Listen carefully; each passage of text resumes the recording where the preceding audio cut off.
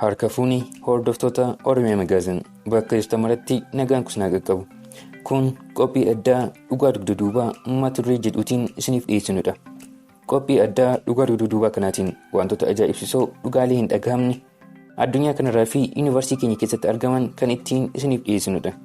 Qophii keenya dhugaa dugda duubaa har'aatiinis waa'ee uumamoota ajaa'ibsiisoo bishaan keessa jiraatanii qaamni isaanii mudhii ol kan namaa fi mudhii gad kan qurxummii tahee mermaid yookiin mermiin kanneen jedhamanidha.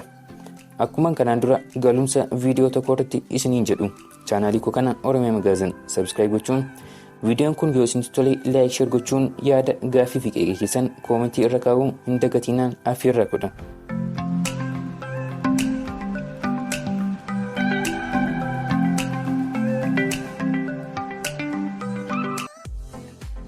Akkuma galumsa irratti isin jedhee waa'ee uumamoota ajaa'ibsiisoo qaamni isaanii mudhii ol fakkaattii namaa kan qabuu fi qaamni isaanii mudhii gadi immoo qaama qurxummii gara gadii kan fakkaatu qaroomina Roomaa fi Giriik durii keessatti bifa suuraa fi barreeffamoota waa'ee isaanii ibsuun kanneen argaman fiilmii fi diraamaa hedduun kan hojjetamee fi uumamoota ajaa'ibsiisoo addunyaa keenya kanarratti argaman moggaasa maqaa mermaid yookiin mermiin jedhamuun kanneen waaman kanaa qophii har'aa keessatti qabadhee isiniif dhufeetan jira. Uumamoonni ajaa'ibsiisoon kun baay'inaan galaana keessa kan jiraatan yoo ta'u takka takka garuu galaana keessaa bahuun lafarrallee ni deemu. Wanti ajaa'ibsiisaan yeroo uumamoonni ajaa'ibsiisoon kun galaana keessaa bahan raawwatus qaamni isaanii mudhii gad fakkaattii qurxummii kan qabu ture yeroo galaana keessaa bahanitti garuu qaama namaa guutuu qabatanii bahuu isaaniiti.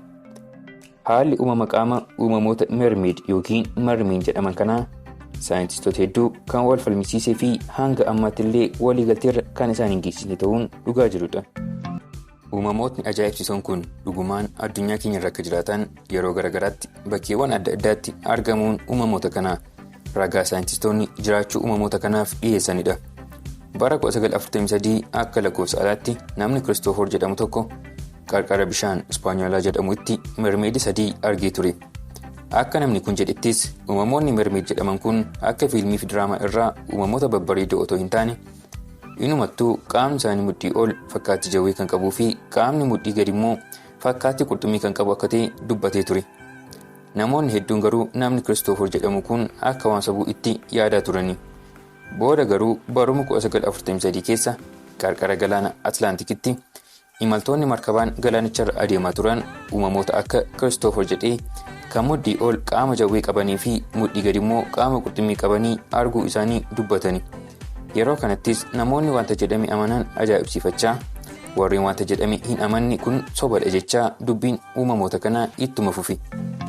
Jiraachuu uumamoota kanaa soba ta'uu biyyoota amananii ta'an keessaa tokko kan taate Israa'el qarqara galaana isheetiin magaalaa beekamtuu Kehiyaat keessatti mermeedii tokko qarqara galaanaatti bahuun ofirra gaggalagalaa akka turte namoonni naannoo sana turan ibsan. Yeroo kanattis mootummaan Israa'el nama ragaa qabatamaa jiraachuu mermeedii kanaa argate badhaasa $1 miliyoona akka kennu ibse. Haa ta'u malee qarshii kana badhaafamuuf hawwii irra darbee namni ragaa qabatamaa dhiyeessee badhaafame hin turre.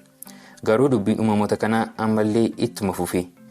Asuma ardii keenya Afrikaa keessatti onkololeessa 2012 akka lakkoofsa alaatti Bookuwee bakkee jedhamutti kuusaa bishaanii qarqara bishaan isheetti ijaarsaa kan turte Zimbaabuween biyyi nagaa jettee otoo hojiirra jirtuu haala hin eegamneen hojjettoonni kuusaa bishaanii qarqara bishaaniitti hojjechaa turan hojii gidduutti dhiisuun deebinee sun hojjennu jechuun bahani.